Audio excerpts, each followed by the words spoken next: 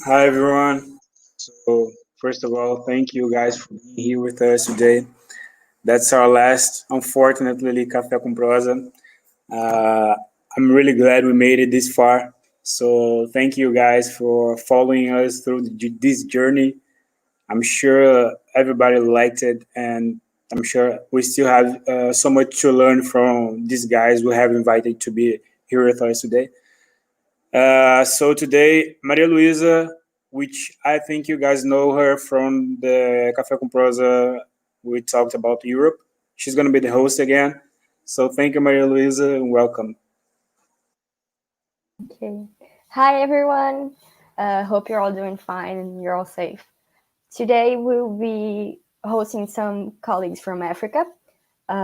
So they will be sharing their experiences with COVID in their countries as well. And we have Mohammed, who's from Sudan. We have Diana, who's from Sierra Leone. I don't know how to say that in English, sorry. And we have Felix from Ghana. So if they can just come in and say their highs.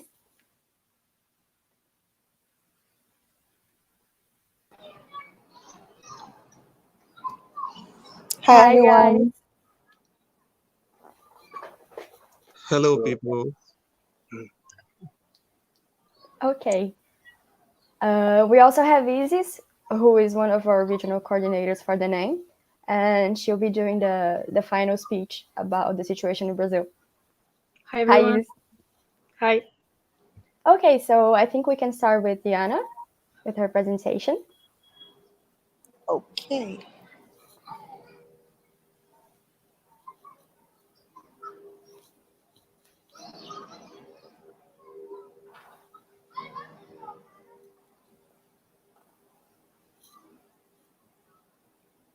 Hi guys, can you hear me? Yes, we can hear you perfectly. Just a reminder, if anyone has any questions, you can just type in on the comments section in the video, and we'll read them to Diana, and she can answer them, okay? So I'll leave you to your presentation. Okay. So hi again everyone. My name is Diana Moibe. I am the Nori for Slemza, Serra Leoa. So basically, a lot of people don't know about my country, so I just decided to put in a slide to tell you, well, a little bit about my country, Serra Leoa. So Serra Leoa comes from the Portuguese word Serra Leoa. I don't know how to properly pronounce that, but more or less. It means Lion Mountains because we have really, really high mountains.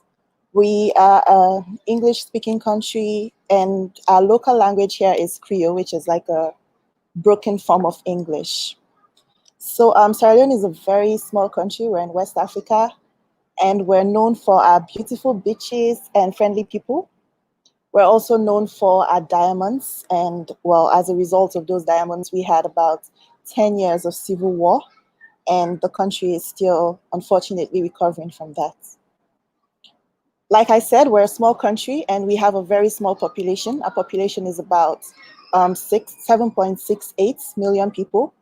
That's according to our 2018 census. Our other fun facts, we're the 6th most peaceful country in Africa and we're the 52nd most peaceful country in the world. And we'll be hosting the 2020 African regional meeting. So hopefully COVID allows us, and I'll see you guys in December. Well, the Africans anyway. So this is our marketplace, one of our main marketplaces before COVID. I just wanted to give you guys an idea of how crowded the city could be, especially our marketplaces, and how social distancing might seem a bit impossible in places like these. So before we had our first case around March. So we're one of the last countries to have our first cases. So we already saw a lot of countries in Africa having cases of COVID before it came here, and even our neighboring countries, they all had their first cases before we did. So prior to our first case, the government started a lot of sensitization projects They started screening and quarantining incoming people in the airports since early March. The government also restricted government officials from traveling since the 16th. They had already restricted public gatherings to 100 or below, and they stopped churches and mosques and other religious institutions and schools since the 20th of March.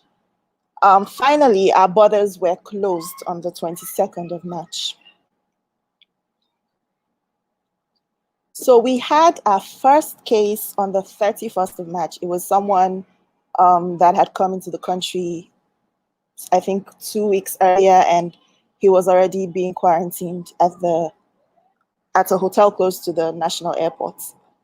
So ever since our first case, the cases just kept on going up.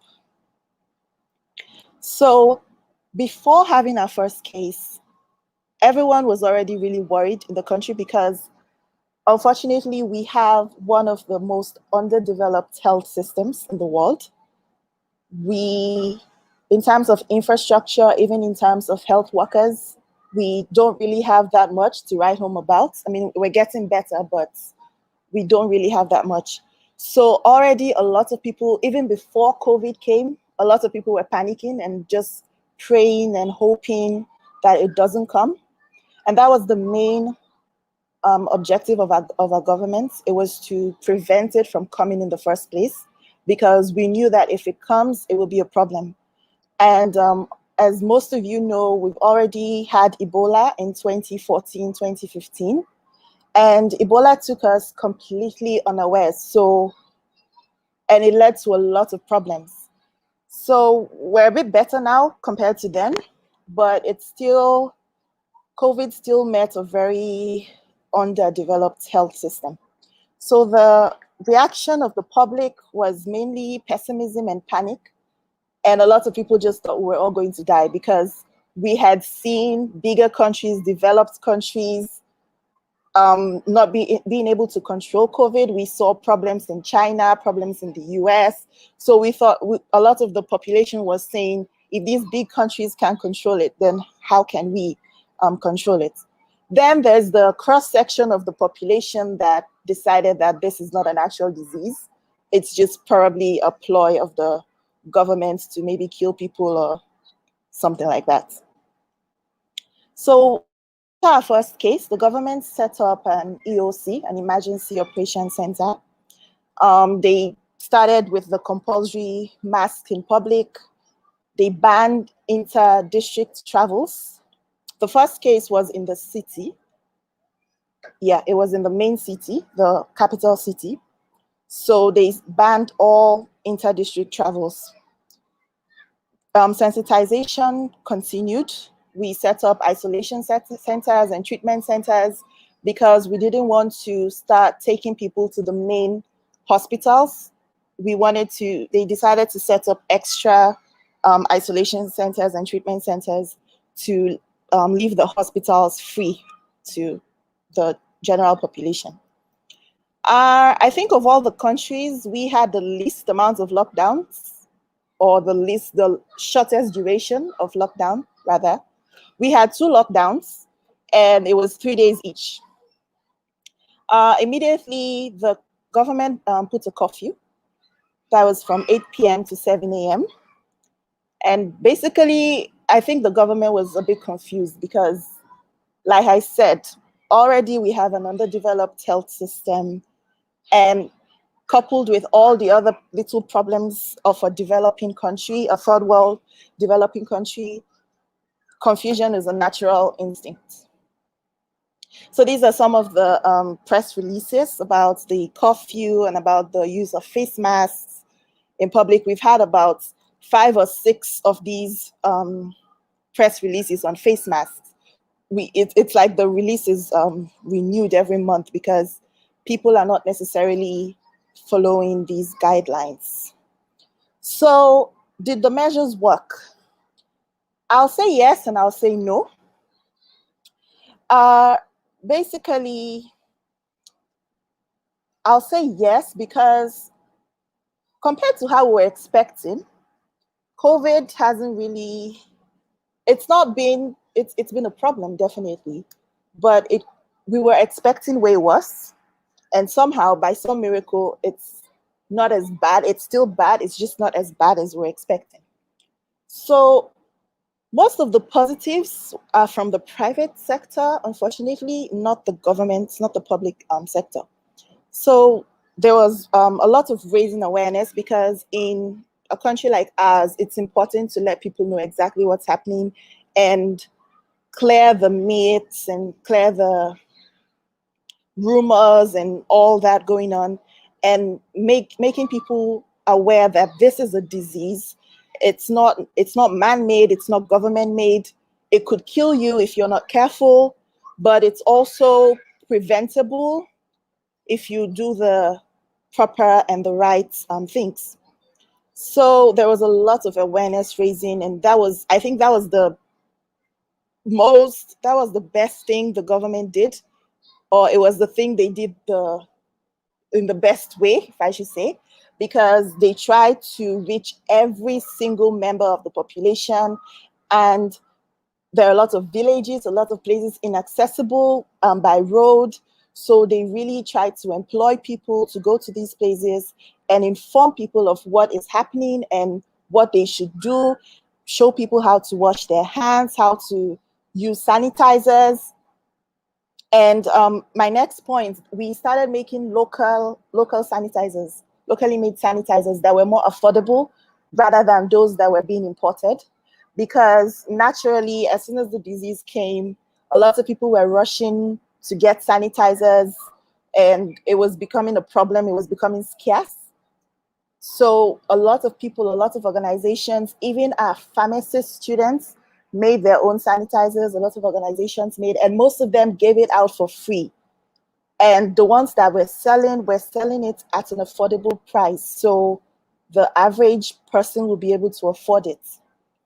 The government and private institutions also distributed masks and showed people how to use them properly to be able to protect themselves, which was an issue. Well, we'll get to that, and how people reacted to the use of masks and how they use it.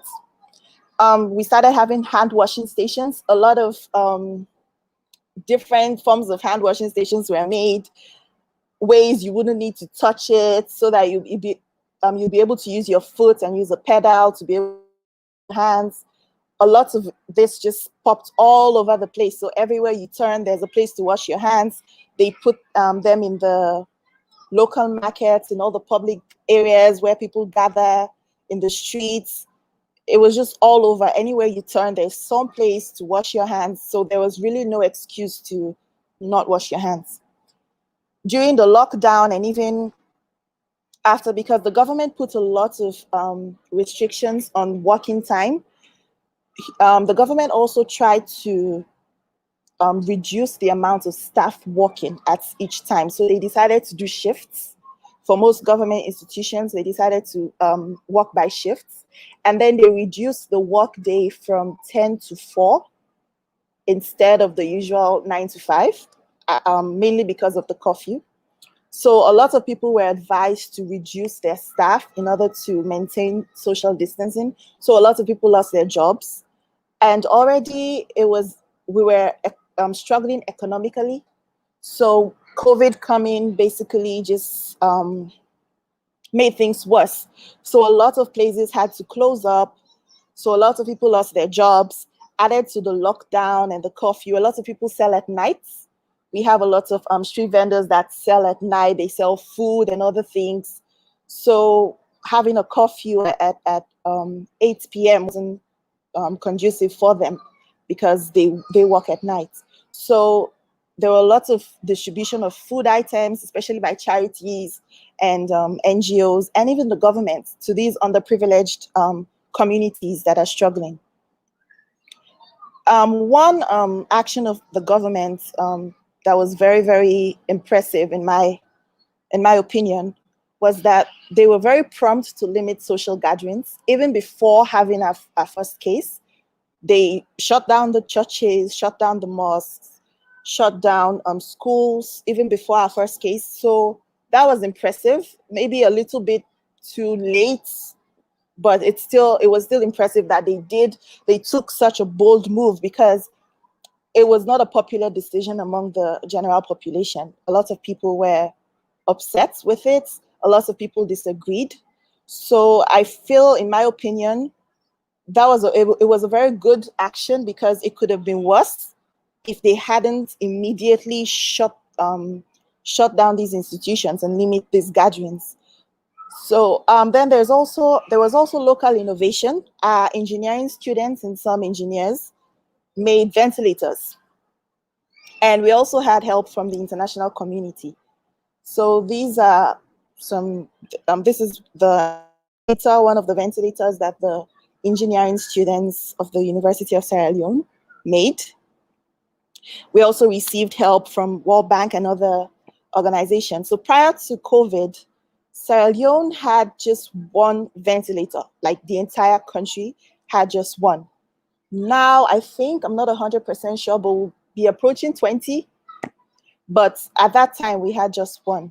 So, like I said, it met our health. We have a very underdeveloped health system, and things could have been so much worse.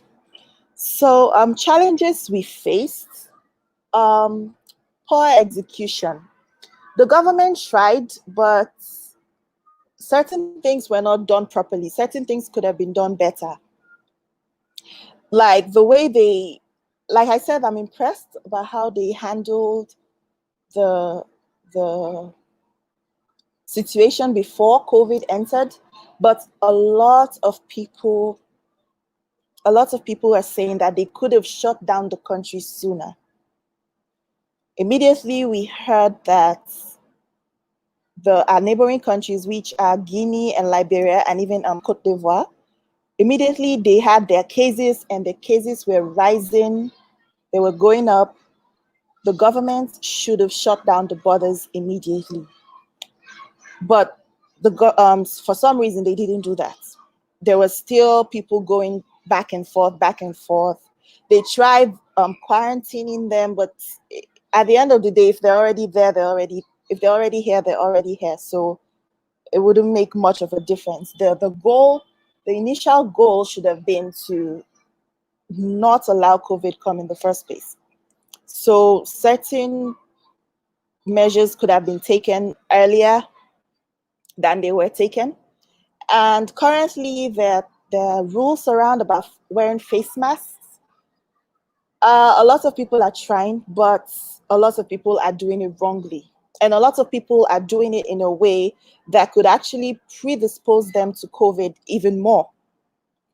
An example is at the hospital. As medical students, we go to the wards, and we're with our consultants, and we were going to examine a patient, and we're currently doing a pediatrics posting. So we're going to examine a patient. So we asked the mother for permission, and we told the mother to please put on her mask. So apparently the mother didn't have her mask, and she decided to go lend someone else's mask. So she told us, oh, hold on, let me go and take a mask from someone else, like a mask that is already being used by someone, like those cloth masks. So that's a typical example of how these things are not being done properly. So I feel like the government or even the public health sector didn't sensitize people enough about the proper way of wearing and using masks. The narrative was use a mask, use a mask, use a mask, use a mask. It wasn't how exactly should you use this mask, and how exactly should you protect yourself while wearing the mask. There are organizations that tried, but it wasn't done as much as the headline was use a mask. A lot of people didn't understand the repercussions and all the little details that are involved in using masks. And after a while, the government put the rule that everyone should use a mask. So if you don't use it, you're fined. And it became this thing where people were having masks just because they're afraid of the military and the police, because the military and police people were in the streets finding people and trying to get them to wear masks. So it became this thing. Everyone was just holding a mask, or just putting it just below their chin, just to save themselves from trouble. So it wasn't like they were trying to protect themselves. It became how seatbelts are put. Like, you're putting on your seatbelt, forgetting that you're trying to protect yourself. You're putting it on because you don't want the traffic cop to pull you over and fine you because you don't have your seatbelt on. So it became a similar situation to the seatbelt. So proper use of mask wasn't really explained to people, to the general population. It wasn't properly explained to them. Poverty. So another challenge that the government faced is poverty, which is something I'm sure all third world, all developing countries faced. We weren't able to have a very long period of lockdown because most people live by the day. So they take care of their families by going out each day and getting food or walking. So there's no such thing as there's food in the house for tomorrow, or there's no such thing as there's money saved for tomorrow. So it will be very difficult to tell people stay home for 21 days or stay home for 2 weeks or even longer, when you know very well that these people will probably starve to death. And the government wouldn't be able to take care of all these people. You wouldn't be able to take care of the entire country because 2/3 of the population are low-income citizens. So you wouldn't be able to take care of all these people. So poverty is one of the main challenges that the government faced, that Sierra Leone in general faced while battling COVID, because lockdown was basically out of it. And if the government had insisted on making very long periods of lockdown, I believe that people would have taken to the streets and protested, because, to be fair, they wouldn't be able to take care of themselves. So a lot of people will decide, I'd rather die from COVID than die from hunger.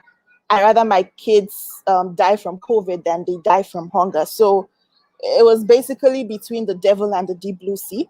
So poverty is really an issue, and it's really one of the reasons why COVID spread the way it did. And I'm sure not just Sierra Leone, but in a lot of developing countries. So religious and traditional beliefs. Now, we are a very religious country. We're known for religious tolerance. The Muslims and the Christians get along very, very well. But the problem with that is, when the churches and mosques were closed so early, a lot of people said that shouldn't have been done. And the reason, their rationale was that churches and mosques are organized gatherings. The government didn't shut down the markets. Like the picture I showed earlier on, that was one of the main markets in the main city, Freetown, the capital city, Freetown. So the religious leaders and the church and mosque goers said that the government didn't shut down the markets, but they're shutting down, which is a disorganized gathering, for lack of a better term. It's a disorganized gathering, but they're shutting down organized gatherings where people will be able to go to church in turns or wear face masks. Rules can be put in place in religious gatherings. So a lot of people were against it. So the government faced a lot of backlash about shutting down these religious gatherings. And a lot of people believe that it would be better to pray about it and have God save us than to rely on, the health system generally. Because again, because the health system is underdeveloped right now, a lot of people don't have faith in it. Not enough faith to combat COVID. Politics was another issue. the opposition party members felt like maybe this is a way for the governments in power to get money. Maybe they were giving false numbers, giving false positive tests, just in order for the international community to give money so that they'll be able to get money. And it's a funny situation because back then, when we had Ebola, the opposition, the current opposition, was in power, and this party did the same thing. So it's like just basically they're just taking it by turns. So politics was another issue. So because the leaders of that political party, or rather not leaders, the followers of the party, they decided to have this in their minds. So that also led to a lot of disbelief amongst people. And because of their disbelief and their denial, they weren't taking the proper precautionary measures. So overcrowding, like I showed the picture, a lot of places are like that. There are a lot of slum areas where houses are basically joined together. So there's no possibility of social distancing in those areas. It will be completely impossible to tell people you have to keep 3 feet or 6 feet distance from each other when you're basically cooked up in a very small space. So overcrowding is another important challenge that the government faced. In compliance, a lot of people, like I mentioned earlier, a lot of people were in disbelief. I wouldn't say the majority of the population, but a good number of the population was in disbelief, because whether it's because of political reasons or religious or traditional reasons, or maybe lack of faith in the government, they just believe that this COVID is not real, or they believe that what the COVID that's in the UK or the US or in China is different from the COVID that came to Serra Leone. That could or could not be true, but either way, that was the issue. That is the issue. A lot of people really were in disbelief, and that led to a lot of incompliance. So, inadequate health workers. We now have a lot of doctors. We have a greater amount of doctors graduating, but unfortunately, the major population of the doctors, about 70% of the doctors are house officers and medical officers. So they're junior doctors. We don't have a lot of senior doctors because we're only having a lot of people graduating from the medical school these past couple of years. Let's say 10 years ago, the amount of graduates for a year would be maybe 10 or 12 or 13. But now we're having up to 40, 50. My class, we're around 57. So by God's grace, if we all graduate next year, we'll have about 57 new doctors. So now we're having a lot of doctors graduating, but we didn't have before. And a lot of these doctors, when they graduate, they go to other places to either specialize or to work. So basically, we have 0.2 doctors per 1,000 of the population. That was 2016. I think the best we could be right now is maybe 0.5 or 0.6. So either way, it's still a very small number. So we had inadequate health workers, and during the course of COVID, we've lost about 4 or 5 doctors, 4 or 5 main renowned doctors. I'm sure we've lost a lot of nurses and a lot of lab workers. So already we didn't have enough health workers, and COVID is claiming some. And apart from health workers, we didn't have enough proper infrastructure. And I think that was one of the things that a lot of the population was upset about, because when Ebola came, it was like an eye-opener. Yes, we ended up fighting and we won, in a way, but we still lost a lot of people. And after Ebola came and it went away, a lot of people were thinking that this is this eye-opener for the government, it's an eye-opener for the country to understand that our health system needs a lot of work. The government didn't have its priorities right, because one of the main things to invest in any country is its health system, because that is one area where you can boast, and that is a necessity. Health is a necessity. So a lot of people felt like the government didn't do enough, because when Ebola took us by surprise, COVID didn't, because we had already seen things happening for 2 months before it came here, or even three months before it came here. So it didn't take us completely unaware, unlike other countries. And because we faced an epidemic before, it shouldn't be, it will still be difficult, but it shouldn't be as difficult as it was. We should have better hospitals, better equipment. In the very least, we shouldn't have just one ventilator in the country. So a lot of people were upset with the government, because we in the health system already knew how it was. But when COVID came, and then the numbers, the statistics, the health statistics went out to the public, a lot of people were genuinely surprised, because they didn't know that this was what health workers were facing. These are the restraints, these are the problems they were facing. Because a lot of people thought after Ebola, a lot of things changed, and miraculously, health workers were being treated better, and there were better conditions of service, and the health system generally would have improved. It's definitely better than it was during the time of Ebola, but it's not as good as it should be, considering what we've gone through.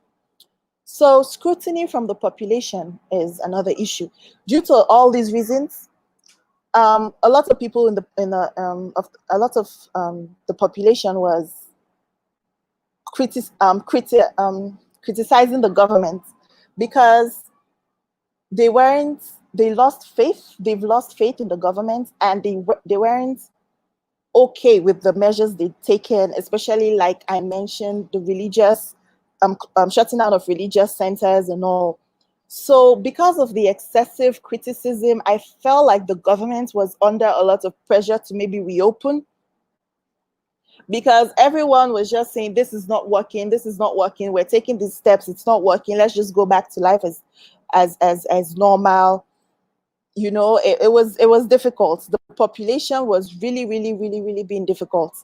And unfortunately, if you meet 10 people and you talk to 10 people and ask them about their opinions about the government's measures, the measures the government has taken about COVID, you would find out that maybe 8 of those 10 people will say things that are negative, will say things that show that they don't really approve of the measures the government has taken, and they don't really have faith in what the government has done. So in a situation like that, I feel like it makes the work of the government even more difficult. As much as you want to seek after the welfare of your citizens, you also want to please them, or in the very least, not have everyone against you. So there was a lot of scrutiny from the population. Lots of forms of entry from neighboring countries. So most of our borders are by water, but we are so close to our neighbors that there are various forms of entry around. So a lot of smuggling is being done. People are coming and going without checking due procedure. So even when the government shut down borders, people were still coming. And that wasn't helping the situation, because Guinea's numbers were really rising, and there were still people, because a lot of people in Serra Leone go to buy things from Guinea. So a lot of people were still going and coming, even when there was a ban on inter-country traveling. So because there were a lot of places, it's not like this one border where everything can be checked and there'll be due procedure. There were a lot of little roads to pass and little ways to take. So people were still coming and going. Corruption I'll not be able to complete saying the challenges if I don't mention corruption, because no matter what, I feel like it's going to be an issue in countries like ours, because we had, especially from the health workers' perspective, we saw a lot of money come in to the government to battle COVID, but then we didn't really see where the money was going to, like what they were doing with this money, because health workers were still complaining. People were still out of jobs, and they weren't doing enough. The government wasn't doing enough to support the people that were out of jobs and people that were struggling. Most of the help came from, like I mentioned, charities and non-governmental organizations. And the health workers were not being paid. Apart from the health workers not being paid, people in quarantine centers were complaining that they weren't receiving food or receiving enough things to take care of themselves. The contact tracing people were also complaining. The lab workers were complaining. Basically, everyone that had some direct contact with battling COVID was complaining. So it was funny for people to see that money is coming in, but we're not seeing what the government is doing with it. We're not seeing improvements. The health workers went on strike about twice to get what was due them, because they said that they're putting their lives in danger, and you're not getting any benefits, you're not getting any extras, you're endangering yourself, your family. So what is due us should be given to us. That was what they were trying to say. So there was a lot of issue with the government about that. The EOC team they set up were also complaining that they're not being paid, conditions of service are poor. So corruption was a hindrance, and it still is. Then there was inadequate testing. I believe that the reason why we weren't having 500 cases a day was because we simply weren't testing. And that is an issue. And the reason why we're not testing is basically because we don't have enough manpower to test, which is also where this issue of corruption comes in, because we feel like if you have the money, you can pay people to work in the labs. You can pay more people to work in the labs. There are lab scientists, lab technicians. There are people graduating every year in these fields. So you can pay people to work in the labs. There could be more tests being done, but they're not being done for some reason. And also, because of lack of faith in the government, a lot of people who maybe have come into contact with some infected person would rather run away than get tested, because they feel like maybe this COVID thing is just another ploy for the government to get money. So maybe the results are maybe false positives. So we've had a lot of situations where people who were exposed will run away rather than get tested. We've also had people run away from treatment centers. They'll run away from Freetown, which is the capital city, and go to other cities in the provinces, because they're afraid of being in the treatment centers, because for some reason they feel like maybe they'll die, because the government wants to increase the death rates. Just some form of fear or panic or distrust in the government or in the health system will lead them to run. And it's rather unfortunate, because in the process of running and they're infected, they go and infect other people. There are also people running away from quarantine centers and from self-isolation. And a lot of people did not go into self-isolation. So that all comes into incompliance and the fact that we weren't testing enough, because people weren't making themselves available, and we didn't do a place-to-place testing. We didn't do mass testing. we only did contact tracing and then testing. So that brings us to improper contact tracing. Definitely, I think this is a problem everywhere, because it will be next to impossible for you to know, to be infected, and you to know each and every person you made contact with. And in a place where everyone is so close, because it's a very small, most of the population is in Freetown.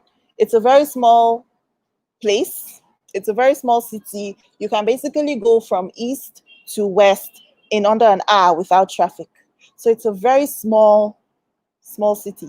So the people, when you walk in the streets or you go to town, you're bound to come into contact with maybe like 100 people just from a short visit to town in public transport, walking in the streets. It's easier if you have your own car and you're more isolated from the rest of the population. But as long as you're using public transportation, as long as you're walking in the streets, you're going to come into contact with so many people. So for the day infected, you probably would have infected maybe at least 10 other people. And that is at least. So you could have infected well over 100 people, depending on how long you made contact with all these people. And we're generally a very friendly population. So there's a lot of saying hi, asking about family. A lot of people, since we're so small, a lot of people know each other. So from one trip to town, you'll probably see 6 or 7 people you know, and you'll meet with them and talk to them. And if you're both not wearing masks, you would have probably infected them if you're infected yourself. So, and if you decide to admit yourself, or you test yourself and you see that it's positive, and you try to even tell the people at the EOC that you went here, it will be difficult for them to even get all these people, because again, it's really hard to see all the people you make contact with. So improper contact tracing. And when the members of EOC, the people working there, started complaining about their funds and their fees and everything, they became a bit lazy, or they became a bit unwilling, rather not lazy, unwilling to do their work properly. So this is during COVID. This is showing you how overcrowded Freetown could be. This is another main, it's a different one from the last one. It's another main market area. And it's basically, this is how it is right now. The people will be wearing masks. The mask will be on their chin. It wouldn't cover their mouth. It wouldn't cover their nose. There's a new thing that I see people covering just their mouths now. I don't know the rationale behind that, but the most they can do is cover their mouth. They will definitely not walk in the streets. You wouldn't see someone in the streets completely with their face covered with a mask.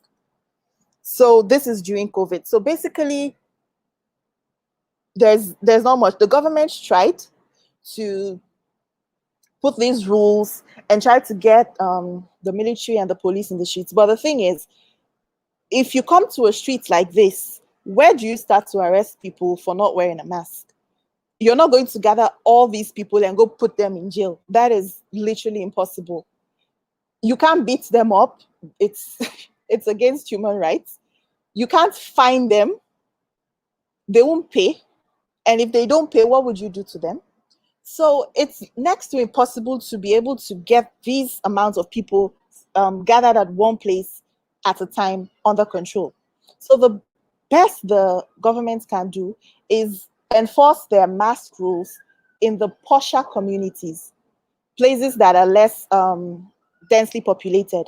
And in these places, it's filled with elites, I should say. So because they're literate, because they're more exposed, they already know that they should wear a mask. So they're probably already being compliant.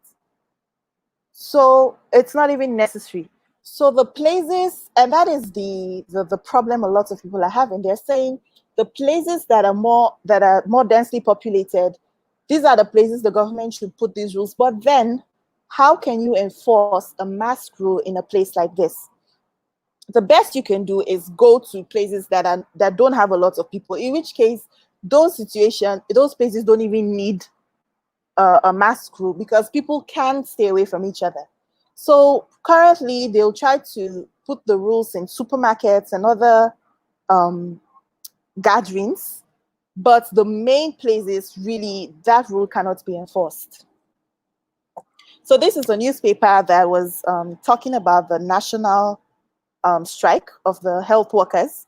So they had a strike once, and then after they gave an ultimatum that they were going to strike again because they weren't getting their benefits, and they were supposed to get risk benefits and they weren't getting it. So it was really, really difficult at that time, because already we don't have enough health workers, and if they strike, then there's really a problem. And a lot of people became more interested in the health system. So I think if anything good came out of this, or will come out of this eventually, it's that a lot of people are more interested in the health system. They want to know what's happening, how are the doctors being treated, what's the state of infrastructure, of health infrastructure in the country. So like this paper is saying, people were asking the government had promised a diagnostic center. So when will this center start, construction of this center start? So a lot of questions now are being raised about the health system. So I hope that when COVID is over, which I hope is soon, when COVID is over, people will still be interested to prompt the government into action for the health system, into doing more, upgrading our mortuary, making diagnostic centers, equipping our hospitals, paying the doctors better than they're getting now, without them having to strike for what is due to them. So we're hoping we hope the same for Ebola, but we're hoping COVID bring more attention to the health system and see where we're lacking, and at least prompt the government to do more. So as time went by, really now the population is onboarded. Life has gone on, and the restrictions are being eased. I think the easing of restrictions started in July, and ever since then, people have been going about their lives as normal. Weddings are happening, churches are open, mosques are open, schools are open. Well, they're going to be open in September. The main public exams have already been sat to. The borders are open. The curfew is now 11 to 5.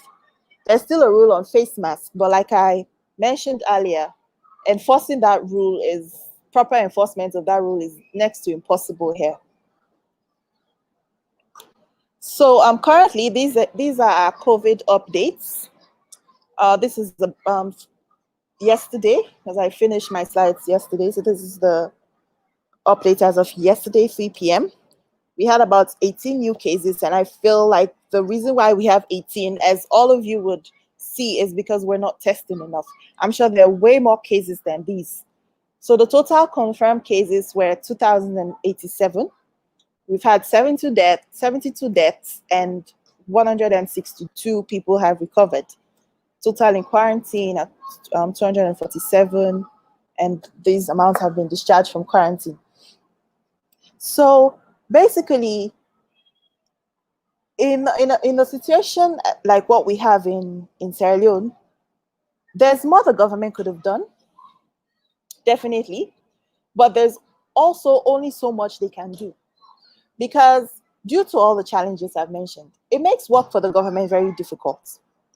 And also, I feel like the work should have been done way before. From a personal point of view, I feel like the work should have been done way before. We shouldn't be in the same position we were when Ebola came.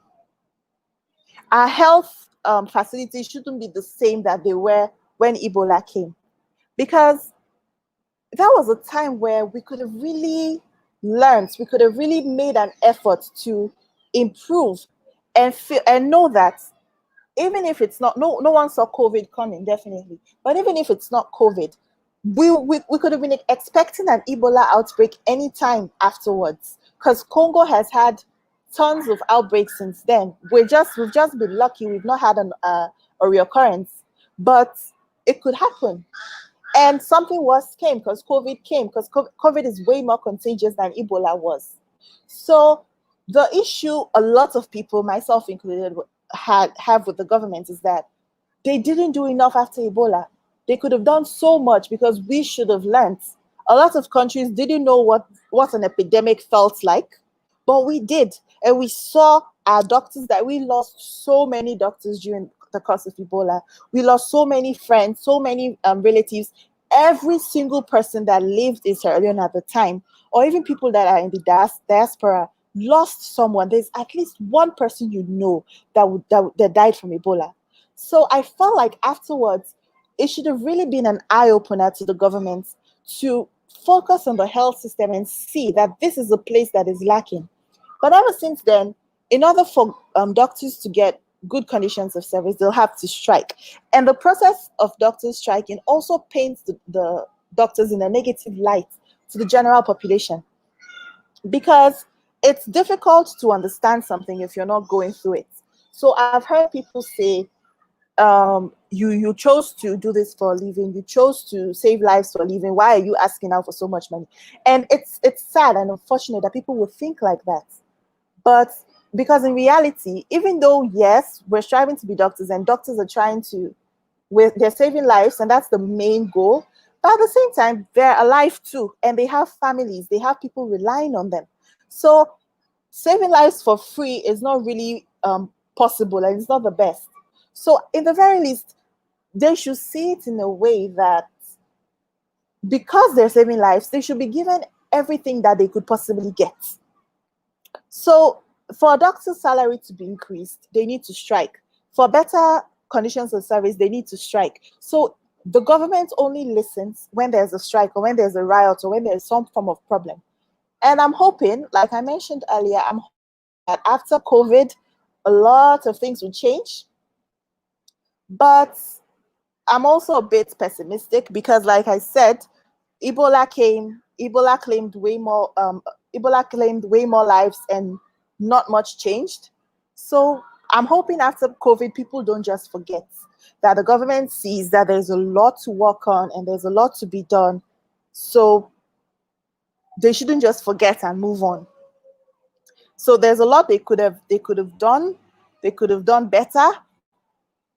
In terms of sensitization, our borders could have been closed way earlier. As difficult as you think that is, because we rely on external support for a lot of things. But at the end of the day, the health of the citizens is the most important priority, rather than everything else. So our borders could have been closed earlier, and the people, the citizens, could have played a better part to stop COVID from spreading this much. And I'm sure, I personally believe that the numbers, the cases are a whole lot more. We're just not testing enough. And the process of not testing enough also is because we don't have enough manpower. We don't have enough test kits. We don't have the proper infrastructure to even admit all these people if they're tested positive. So as of now, people are moving on with their lives. They're getting married. They're having babies. They're just moving on, going to work, going to church, going to school, and life has gone on. And we're hoping the numbers will reduce and eventually things will get better, because the numbers are still going up. And I think that a lot of people aren't really following the updates anymore. Like, life has completely moved on for them. The only thing that reminds you of COVID is the occasional mask you see and the fact that it's not being worn properly. But basically everyone has moved on, and we're just trying to recover from everything that COVID has brought. But it should also be noted that it's still here and cases are still being confirmed every day. And all these confirmed cases have interacted with other people, and cases are being confirmed whilst the borders were locked. So now the borders are open again and people are coming and going. And apart from the main airport travel, there are other forms of traveling, road travels, and sea travels, and people are not being quarantined for those. So basically, there are cases we're just not testing. We're just hoping that, like the common man said, the coronavirus in the UK and the US is different from the coronavirus here, because if it's really, really, really, really that bad, then honestly, most of us will be dead. So we're just hoping that by some miracle, that is true. And after COVID, the government really, really puts effort and puts a lot of work into the health system, because a lot is lacking and a lot could be done. And it's not a very big population, so it is possible. It is possible to get proper health coverage for everyone. It is possible because it's not a very big population, and we are getting doctors every day. So every year, and if we do encourage them, proper and a good health system, one worth bragging and boasting about, is definitely possible. So that's all I have for you guys concerning COVID in Sierra Leone. I feel like I've been talking on my own. It's like I've just been talking to myself. Anyway, so yes, that's what I have for you guys. Let me stop sharing my screen. Well, thank you so much, Diana. We have a couple questions, if you're okay to answer them. Yeah, I can just read them to you, so you'll answer them. The first one is, what was the role of medical students in the fight of the pandemic there? Did they recruit you guys to work on COVID fields? Well, some of us were recruited to do contact tracing and to do monitoring. We didn't work in the hospitals. So the most any medical student did was to help with contact tracing. And for those in self-isolation, the word has disappeared. But for those in self-isolation, going to check up on them and check their symptoms, basically screen to see if they have any signs. So basically, contact tracing was the only work. The Medical Students Association, we did a lot to raise awareness and to talk to people and explain to them, to try to explain to them how to properly use masks. We made videos, we did flyers. Most students were walking in the streets and trying to explain things to people. So yeah, that's basically what the medical students did. Okay, thanks. Yes, we have a comment, and that's also a question. It said that some people may not even have money to buy a mask. Did the government give free masks to the population?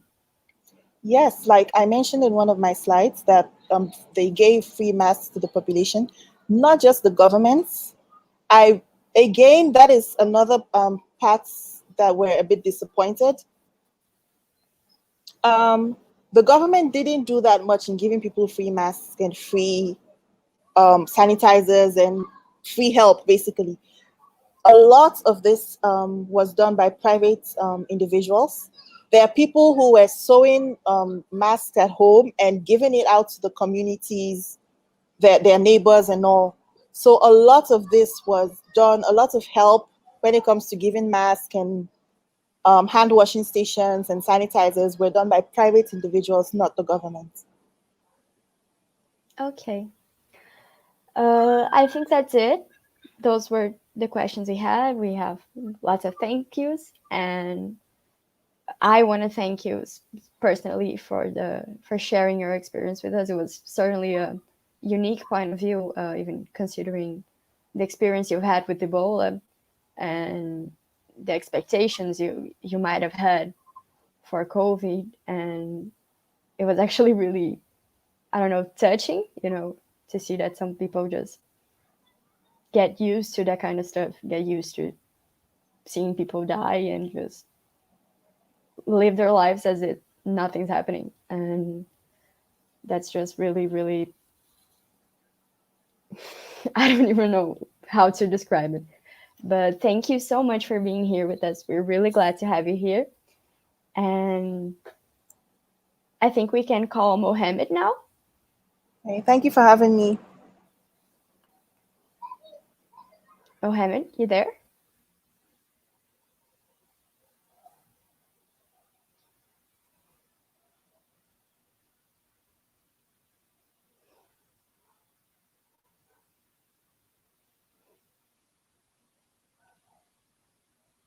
Okay, apparently Mohammed's not there. So is Felix there? Maybe we can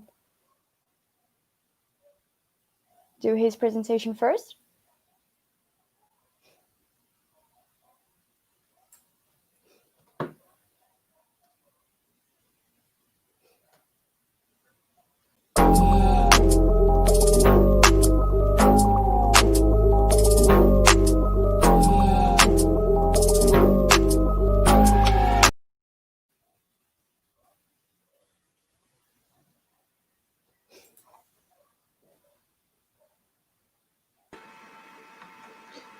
Pessoal, oi. Bé aqui. Oi, Ai, deixa eu ligar aqui a câmera. Oi. Gente, a gente vai fazer uma pausa aqui de 5 minutinhos. Vamos tomar uma água, pegar um café, fazer um xixi. Que aí a gente já confirma de novo com o Mohamed, tá bom? Que a gente vai precisar chamar ele. A gente sabe que a internet não tá fácil para todo mundo, tá? E a gente já volta. Só um minutinho.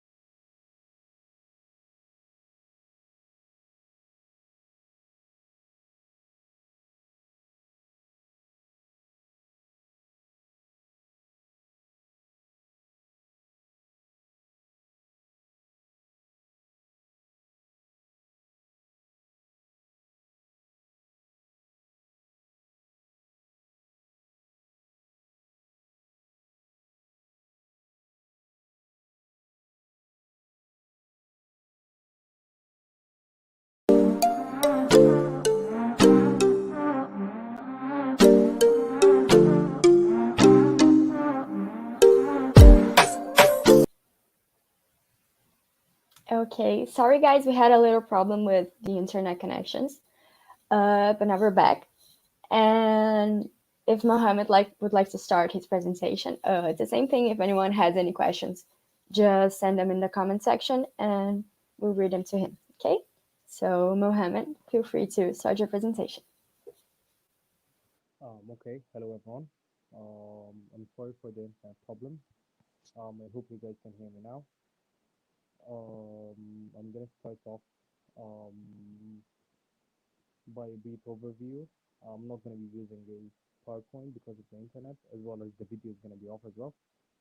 I apologize for that. Anyways, I'm gonna go through the overview of the presentation. I'm sorry, Mohammed. Excuse me. Yeah, can you try to speak a little closer to your microphone? Okay, I think it's okay. Is it better now? Okay, now it's better. Yes. Thank you. As I was saying, I'm gonna go through an overview through the presentation. We're gonna go through an intro about Sudan generally, geography and other information about Sudan. Next, we're gonna go through the government actions and protocols. The third one would be the people acceptance towards these protocols and the COVID-19 generally. The fourth one would be the obstacles faced by the government and the people.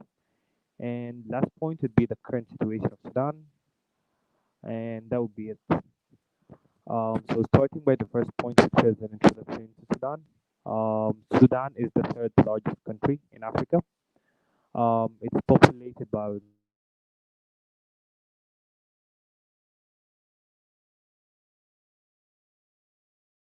7 countries. It's divided into 18 states, and within those 18 states, 14 states are bordered states, which made it really hard to control the lockdown or the between the neighboring countries in Sudan. So starting by the government action and protocols, at the beginning, the government had a confusion between going through the theory behind the herd immunity or achieving the herd immunity towards the whole population, or having a total lockdown, which will have consequences such as economic consequences. So they finally went towards the total lockdown as advised by the WHO. They started by declaring a health emergency state throughout the nation. This emergency state gave the authority to the Ministry of Health in order to utilize the resources of the country, as well as getting more financial aid from the government and the international community. They starting by closing all the borders and the airports. This started really early in March. It was a very good move from the government, as in that state there was no community transmission between the population. However, it was really hard to achieve because there was lack of cooperation between Sudan and the neighboring countries. For example, Ethiopia. Sudan airport was closed since March, as I said. However, the Ethiopian airport was functioning, and the Ethiopian airlines were still functioning by that time. So the total lack of cooperation between the two countries made it really hard to manage the pandemic. Ethiopian international airports, as I said, were open. I hope you guys can hear me because, as I said, the Ethiopian airports were open. That made it really handy for the Sudanese outside to go to Ethiopia. Then they took the advantage of the situation in Sudan and they went to the borders by cars. Then they managed to get into Sudan. The bordering state in Sudan next to Ethiopia is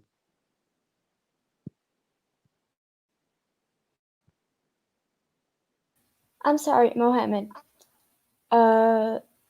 Some people are telling us that the sound is not really good.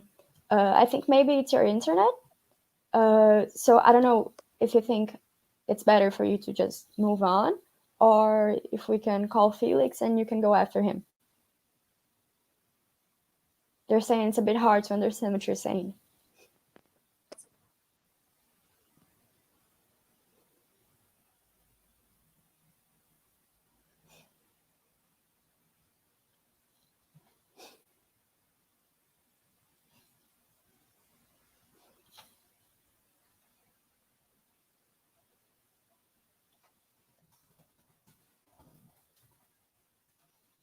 Okay, then I think we'll go with Felix first, and after we can just hope that Mohammed's internet gets better. Felix, are you there?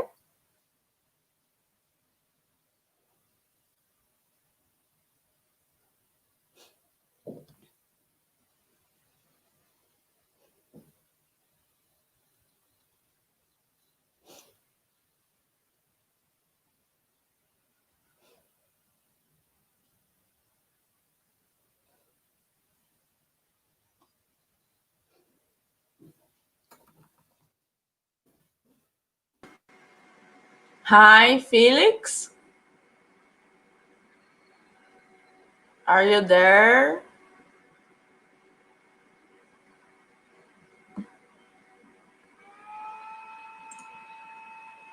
Estamos só nós, Duda.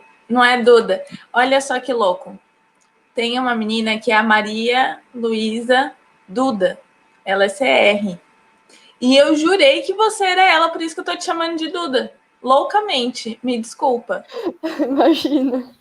Peraí que voltou alguém aqui. O Mohamed voltou. Vamos ver se ele tá bem. Hoje tá complicado aqui. Mohamed?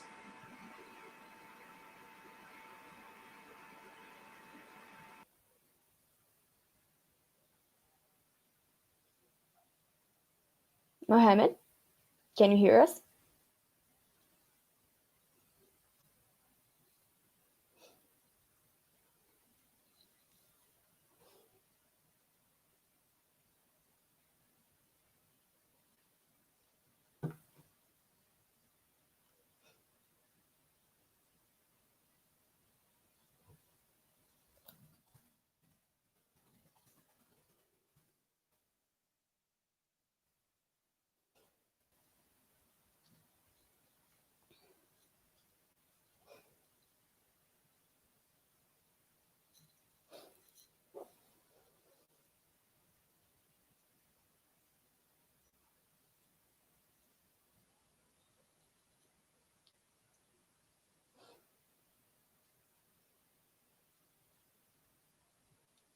Mohamed, are you there?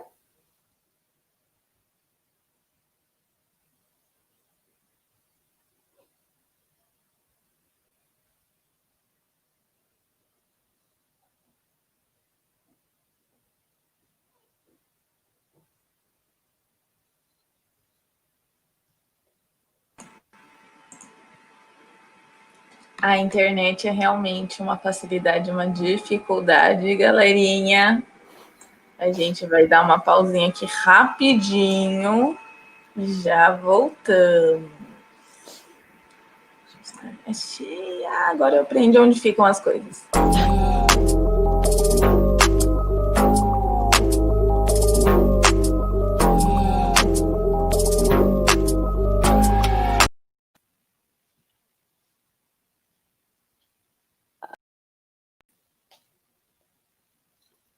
Is Felix there?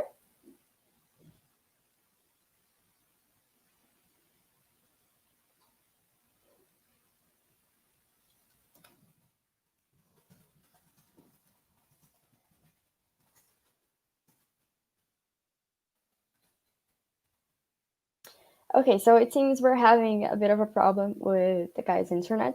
So we'll just skip ahead and do the Brazil speech for now. And we'll just wait for their condition to get better. So Isis, feel free to present. Okay, thank you. I'm sorry.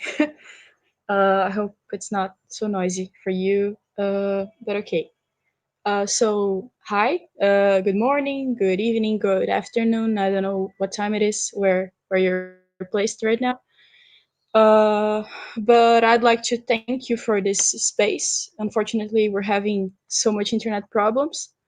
But I would like to thank Diana for her speech. Felix is back, so I don't know. Maybe he can go first, and then I go afterwards. Hello. Hi, Felix. Hi, Felix. Do you want to do your presentation? Hello, can you hear me? Yeah, sorry about that. I had like some network issues over here. Okay, so Yeah. I'll share your presentation. Hello, everyone. All right. Just let me know if you can see it. All right. Come again? Can I start? Just let me know if you can see the presentation. Okay, I'll start sharing it now. Okay.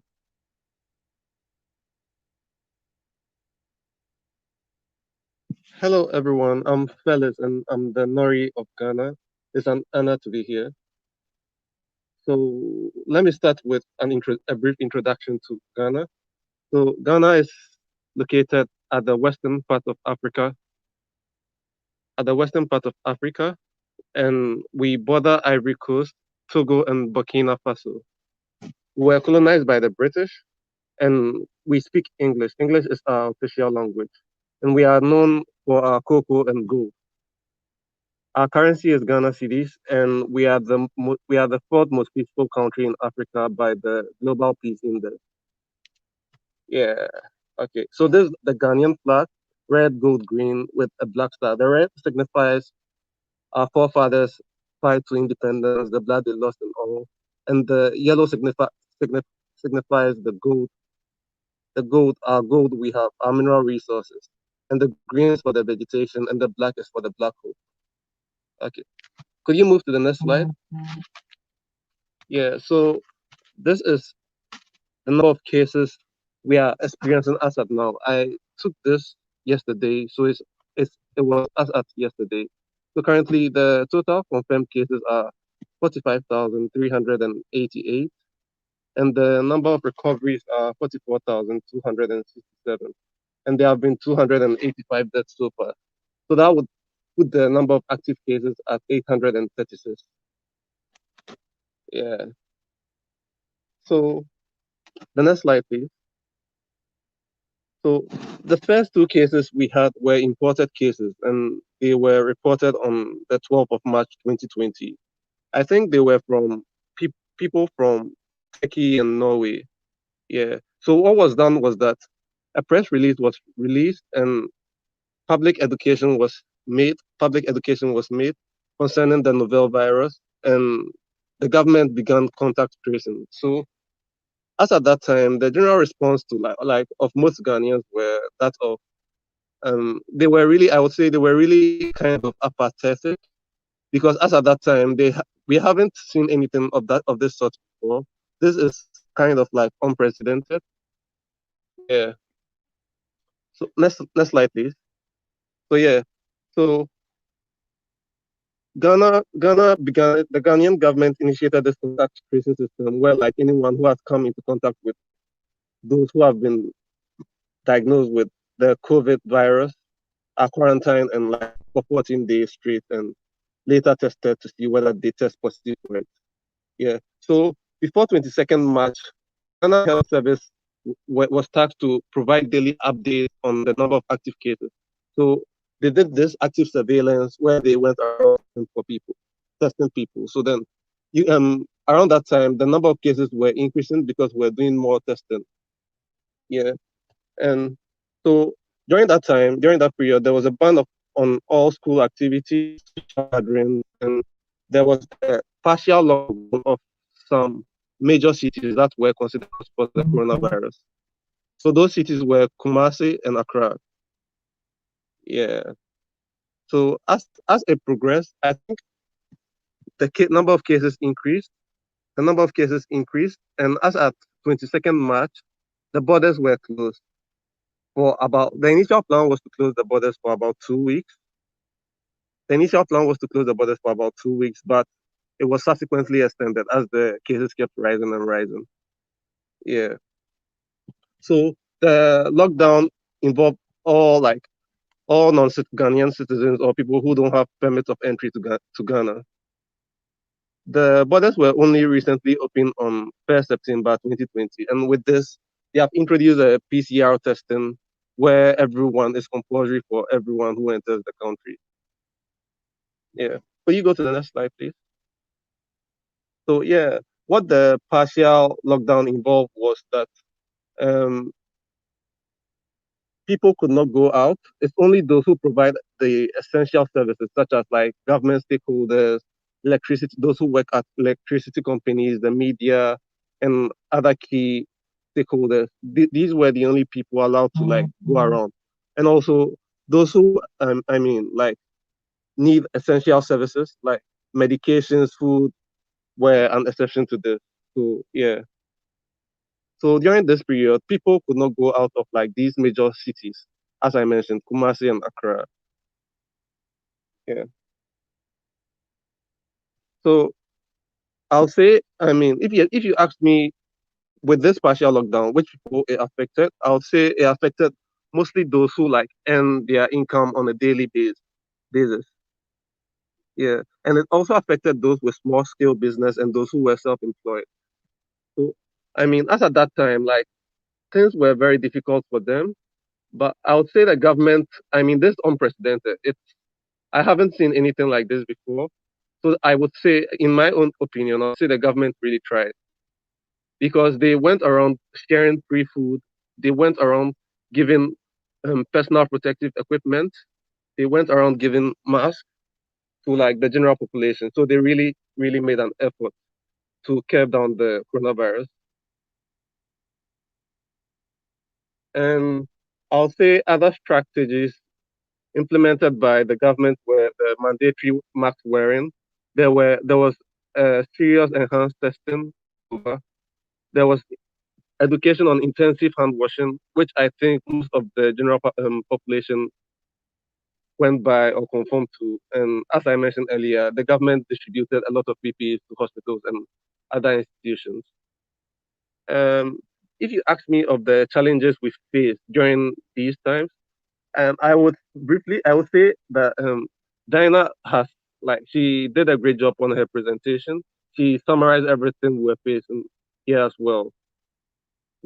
I mean, that's for developing countries as a whole.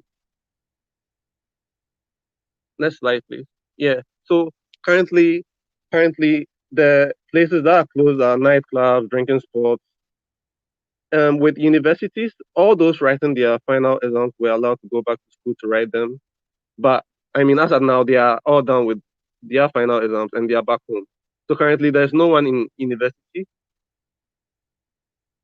And yeah, and in basic schools, all those writing their final exams as well were allowed to go and write their final exams. But they gave the dates for like those in SHS2 and those in. Sorry, I don't know whether you're familiar with our system here, but let me mention it anyway. So those in SHS2, that's high school. Yeah, those in SHS2 are allowed to go to school on. I think the date was 11th October or something. Yeah, they'll be allowed to go to school on 11th October, so they are not yet in school. And also, all sporting events, religious events have been suspended. And also, with essential services like those provision shops, supermarkets, shopping malls, and restaurants, they were advised to enhance their hygiene and they are cooperated accordingly. So things are effective. Things are in motion now. So if I'm to rate the general response of Ghanaians to the pandemic, I would say that it was really good. The general response. I mean, with every society, there are a few bad nuts, I would say. So then it's not everyone who cooperated though, but most of the general population cooperated to help this. So as evidenced by the number of cases now, I think my personal opinion is that the number of cases we have now, it actually reflects the true cases of the COVID-19 spread because the active testing they have been doing was really intensive. Yeah. So I would like to thank everyone. I would like to end it here. I didn't really delve into things because Dinah had already like taken care of that. Thank you.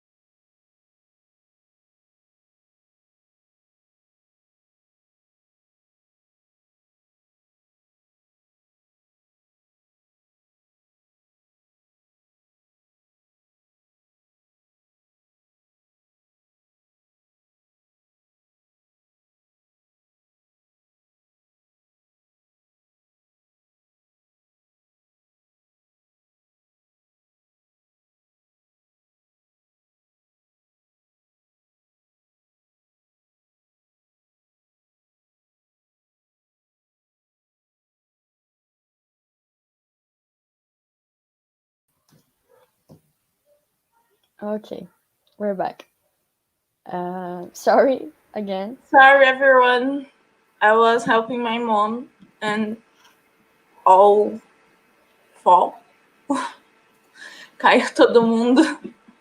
O Félix não voltou ainda. Tá. O Mohamed não tá aí também? Tá. Então, agora eu acho que a gente pode ir para Isis. Para falar da Isis. Tá bom? Mm-hmm. Okay. Hi again. Okay, so okay. I will be okay. Mohammed isn't coming back, I think. Okay, so I'll make my speech. But okay, let me present me first. I'm Isis. I'm a regional coordinator for DENEM. DENEM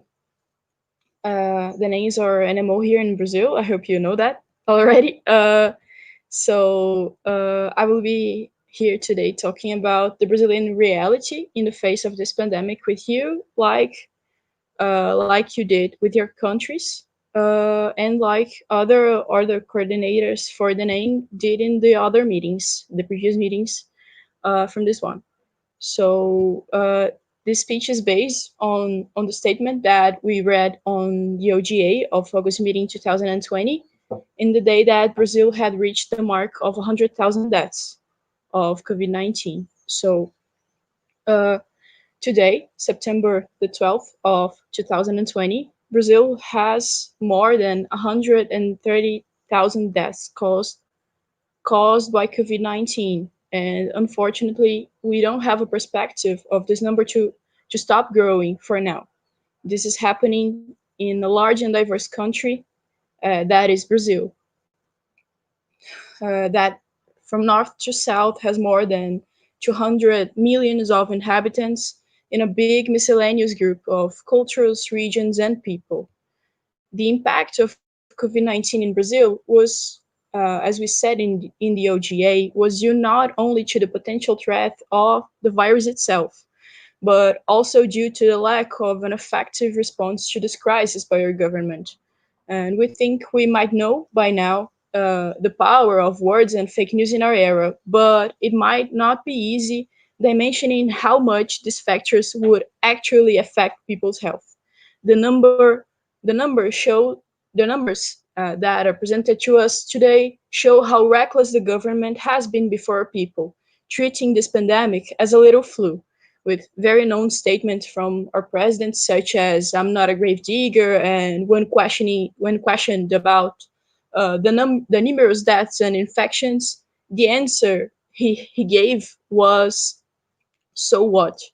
So we also have the Brazilian Ministry of Health changed 3 times during this pandemic, and for the last time, leaving no substitute in place. So today, we actually don't have a Ministry of Health, but a military general with no experience in medical degree of any kind that is occupying this position as an interim minister, being the main responsible for tackling this crisis. And all these facts only add to the national tragic panorama caused by this virus in our country.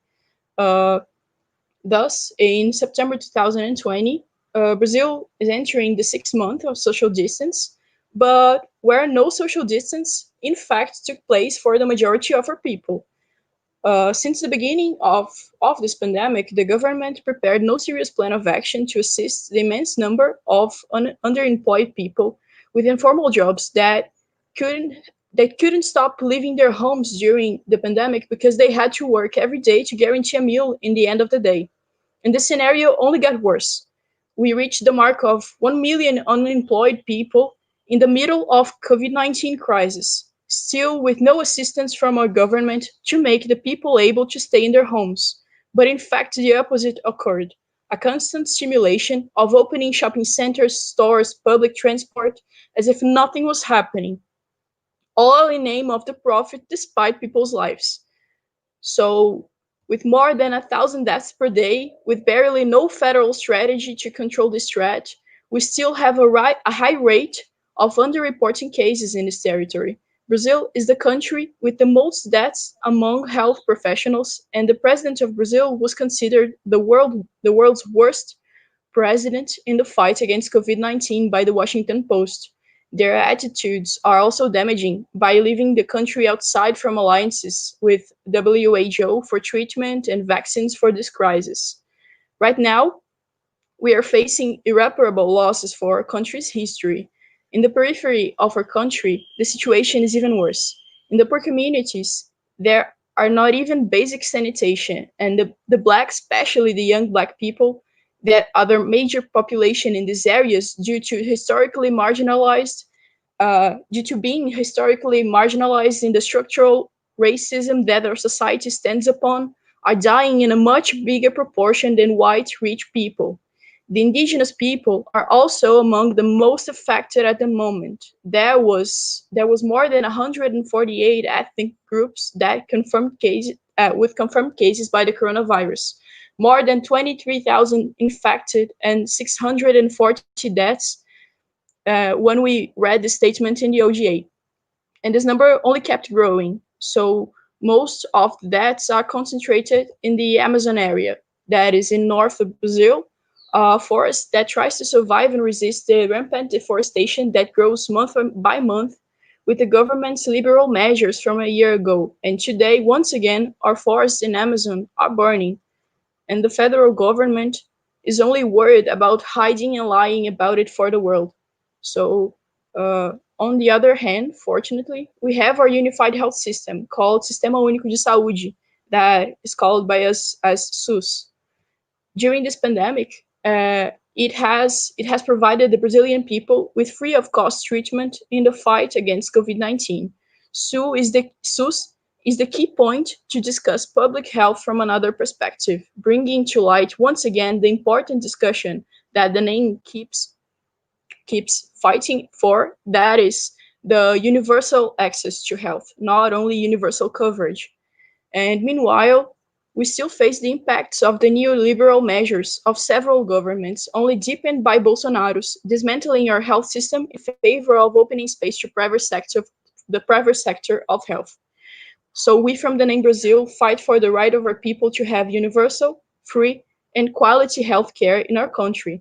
Only this way we can build a fairer society for all. And we do this because we have clear in our minds that health is not a commodity and it should not be a source of profit. Health, in fact, is a universal right, guaranteed by Article 6 of the Brazilian Federal Constitution. And today, we are facing more than 130,000 deaths in Brazil, and still more than a half of them were preventable. We here reinforce that what we said already in the OGA, that they are not just a number, they are 130,000 stories, lives, and loved ones. And we stand here today in memoriam of these victims to honor their stories, their families, and their friends, but also to expose what is being done to the Brazilian people because of this greedy, reckless government. At the end of our statement during the OGA, we quoted the final letter of the National Assembly for Indigenous Resistance in Brazil to honor and highlight the resistance of the indigenous people, and I'll quote it once again. In times of pandemic, the collective struggle and solidarity that has rekindled in the world will only be complete with indigenous peoples, as the cure will not only be in the active principle, but in the activation of our human principles. So that's it, and I thank you for your patience during this presentation, and I hope Mohammed or his friends can come back now. So Malu, are you here? Yes, I am. Okay. Mohammed said that a friend of his is going to be speaking for him. We're just waiting for him to get back here. The certification form is open or about to be open. And so anyone who wants to get the certificate, just fill out the form. And it'll probably be available in the site in about a month or so. as well as the other certificates for the previous meetings. So apparently he's not here yet. Não! Tô esperando. Vamos lá.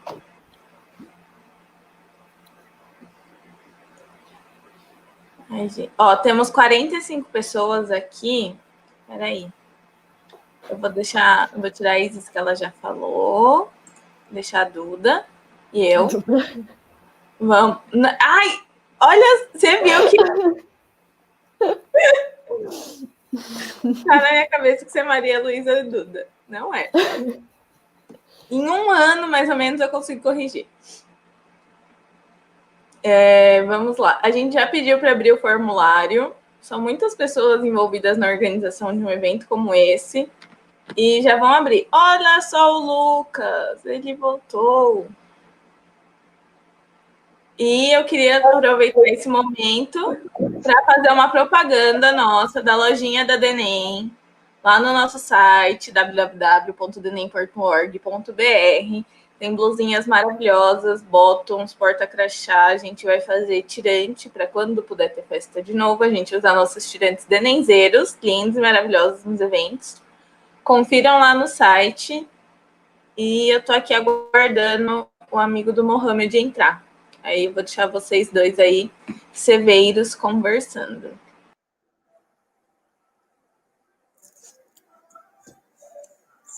So guys, I want to thank you everyone who has following us through this journey, this Cafés com Prosa we've made so far. It means a lot for us because it requires too much effort from ourselves. I want to thank everyone from CLEV UV, CLEV UFPB, CLEV UFSC. You guys are amazing, and I'm sure everybody gave the best of yourself to make this happen. So let me check again if Mohammed's friend is coming.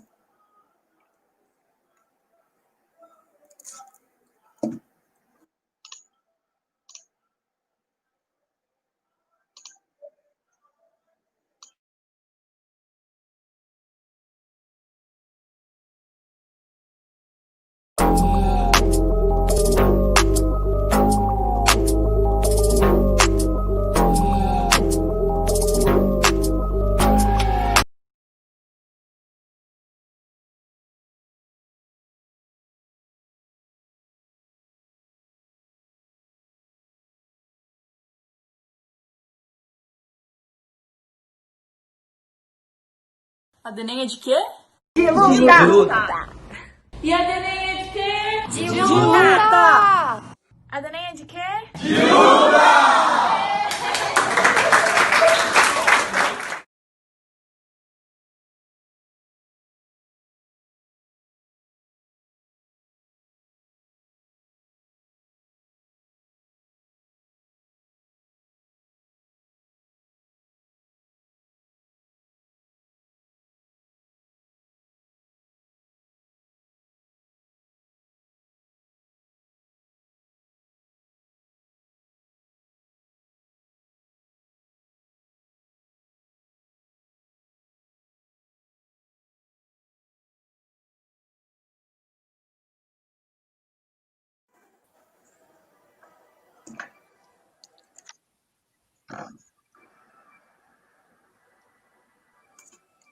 So guys, I wanna apologize. Mohammed couldn't get in because he had some problems with something called VPN. I don't know what is this. But I want to thank you, everyone who is here with us today. I want to thank you, Diana, for being here. It means a lot. Like your presentation was great. Felix, your presentation was also awesome. I'm sure everybody loved it. Isis, thank you for your speech. Maria Luisa, thank you for being here. I'll let you guys speak a little bit. So I just want to to summarize. I just want to thank you, everyone who's been here with us through these 5 webinars we've made so far. It meant really much for us, and I'm really glad we could make it through the 5 continents around the world. Yeah, that's it. Thank you, guys. Yes, I guess I'll also like to thank everyone who came here to talk with us in the previous meetings. Everyone who took a little bit of their time so they could share their experiences with us and help us understand how the world is dealing with this pandemic. And also I want to thank everyone who's been watching with us and who's been here and also taking their time to learn a little bit more and to just gain this experience, you know? So thank you very much, everyone. Thank you, Diana, again, for your presentation. And thank you, Isis, for coming here to speak with us. You're welcome. It was really nice being here. Thank you guys for having me. Yeah, thank you all. Thank you all also for sharing your experiences with us. It was great.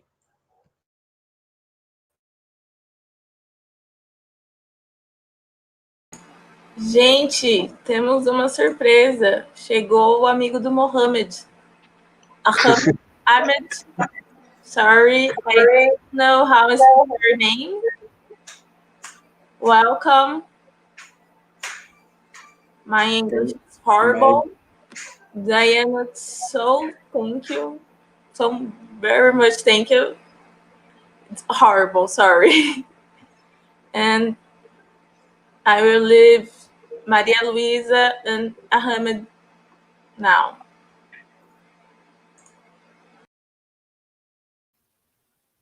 Ahmed, are you there?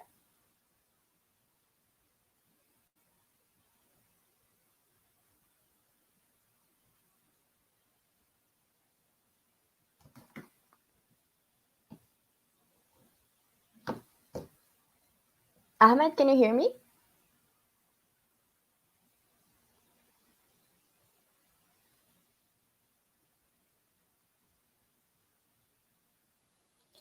Okay, so apparently it was just a false alarm. He can't be here with us today. And I guess that's it then. Again, thank you very much for everyone who joined us here today and in the previous meetings. And thank you, Lucas, also. Thank you to my friends in the other local committees that are helping us to bring this event together. Thanks for the people from UFPB, the people from UV. And I guess that's it. Thank you, everyone. See you in the next Café com Prosa.